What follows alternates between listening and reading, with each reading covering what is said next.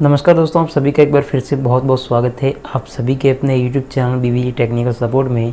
दोस्तों, आज की इस वीडियो में हम लोग बात करेंगे बहुत ही इंपॉर्टेंट टॉपिक के बारे में, जिसके बारे में आप में से बहुत सारे कमेंट्स आ रहे थे, बहुत सारे मैसेज मेरे पास आ रहे थे और मैंने पिछले कुछ लाइव में और कुछ वीडियोज़ में भी कह दिया था कि ये वीडियो मैं आपके लिए लेकर आने वाला हूँ।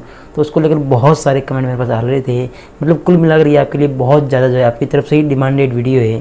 तो आप वीडियो को लास्ट तक देखते रहिए। अगर आप APS पोर्टल यूज़ करते हैं और लॉकडाउन में इसको यूज़ कर रहे हैं, तो लॉकडाउन के दौरान काफ़ी सारी परेशानियाँ आपको हुई होंगी।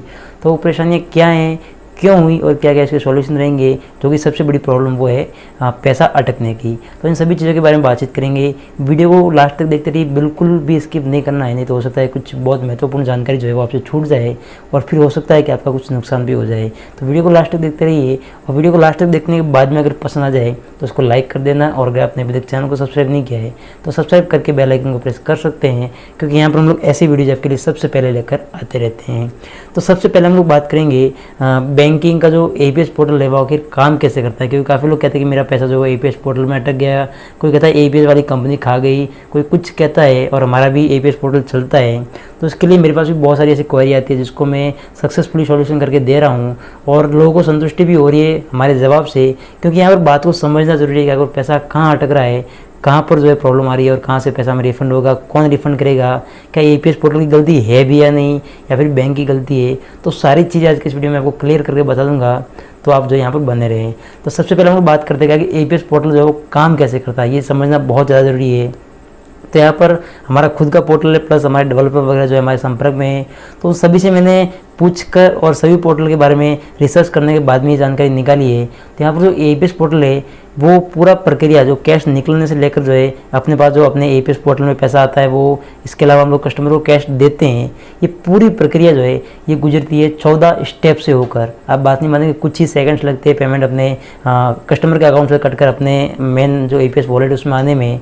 लेकिन इस दौरान 14 स्टेप से वो पेमेंट गुजरता है और उसके बाद में आपके अकाउंट तक पहुँचता है। तो यहाँ पर इसका पूरा स्ट्रक्चर जो मैंने एक बनाया हुआ है, मतलब बनाया का मैंने आगे से डिटेल्स निकाल कर मंगवाया है, और वो आप डिस्प्ले देख सकते हो सकता है थोड़ा धुंधला आपको क्लियर ना दिखे, लेकिन मैं यहाँ पर जो है पूरे 14 स्टेप लिखे हुए इसमें, और कहाँ से पैसा कहाँ जाता है, किसके थ्रू कैसे प्रोसेसिंग होती है, मतलब पूरा घूम घाम के पैसा जो हमारे पास में आता है, और इसी को APS की प्रक्रिया कहते हैं। अगर हम सरल भाषा में समझे तो मैं आपको एक चीज़ समझा देता हूँ और लास्ट में ये भी बताऊँगा कि अगर आपका APS का पैसा फंसा है तो आपको क्या करना है। तो वीडियो को लास्ट तक जरूर देखना है, काफ़ी इंपॉर्टेंट जानकारी तो मिलने वाली है ही। तो यहाँ पर समझेंगे हम लोग की मोटी मोटी भाषा में समझेंगे, अपनी सरल भाषा में, जो कि मैं नॉर्मली आपको समझाता हूँ कि आखिर ये प्रक्रिया होती क्या है। तो सबसे पहली बात कि जब भी हम कस्टमर का फिंगर लगाते हैं तो वो पैसा जो है पहले जो UID का सर्वर पर जाती है डिटेल्स, और वहाँ से वेरीफाई होती है। सबसे पहला काम तो ये होता है।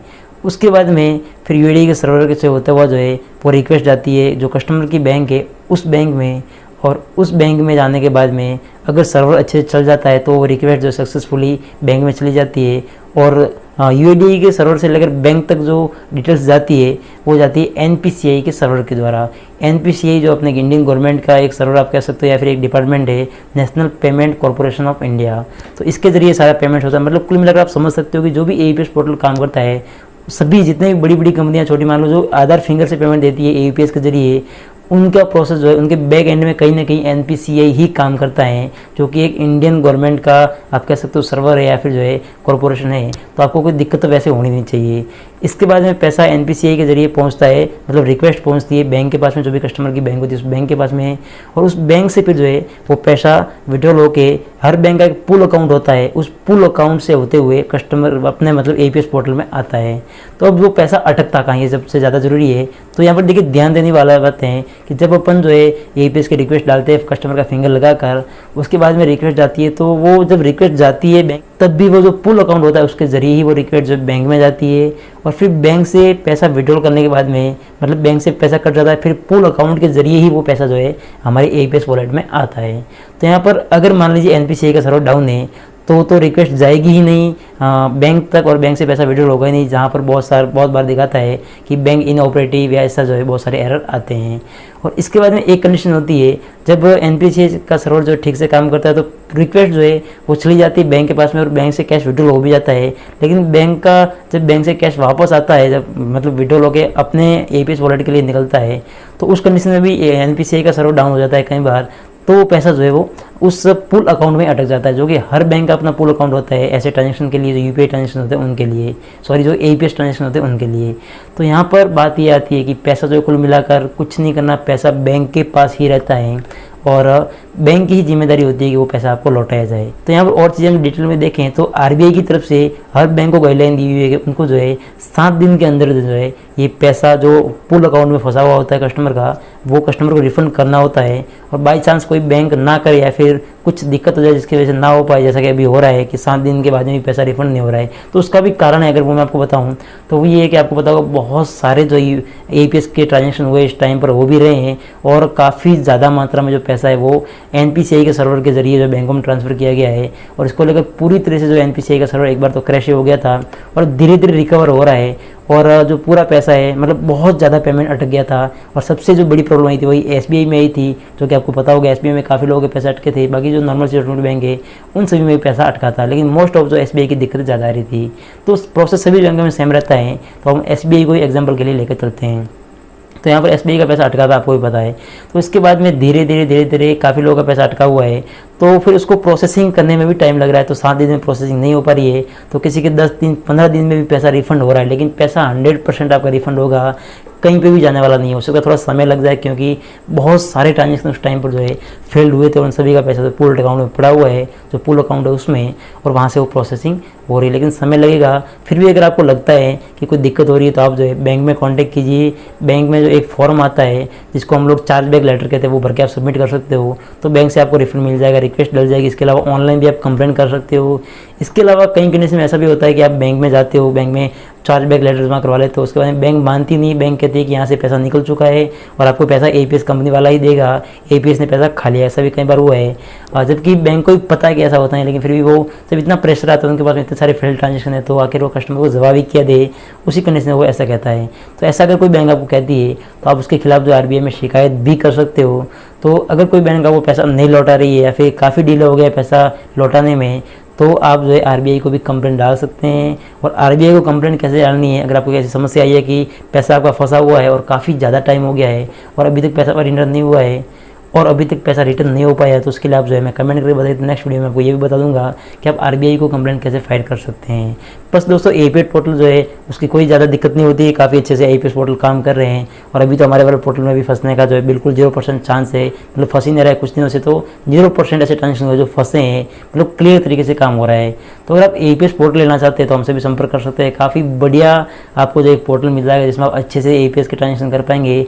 और बड़ी बात ये कि हर प्रॉब्लम का आपको सॉल्यूशन खुद मेरी तरफ से प्लस हमारी पूरी टीम की तरफ से मिलेगा, तो आपको किसी भी तरह से कोई समस्या नहीं आएगी। तो बस दोस्तों आज की इस वीडियो में ये कुछ जानकारी देनी थी आपको। सारे लिंक्स हर बैंक की कंप्लेंट, आप अगर आपका किसी भी बैंक में पैसा फंसा है तो आप जो ऑनलाइन कंप्लेंट कर सकते हो, तो उस हर बैंक के कंप्लेंट का जो लिंक है वो मैं आपको इसी वीडियो के डिस्क्रिप्शन में दे दूँगा।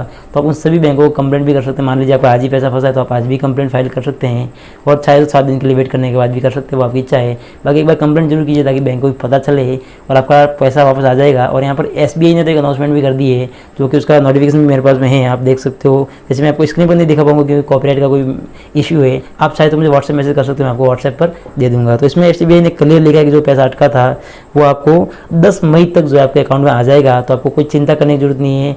एसबीआई के अंडर में जितनी भी बैंक आती है, राजस्थान मुद्रा ग्रामीण बैंक वगैरह, तो उन सभी में आपका पैसा अटका था, वो पैसा जो है 10 मई तक आपको रिफंड कर दिया जाएगा। और ये बात खुद एसबीआई ने ऑफिशियली कही है, ऑफिशियली नोटिफिकेशन आया हुआ है जो कि मेरे इस मोबाइल में है। और आप चाहे तो मैं आपको व्हाट्सएप भी कर दूंगा, क्योंकि यहाँ पर मैं आपको जैसा कि पहले बताया कॉपीराइट का इशू है जिससे कि नहीं दिखा सकता।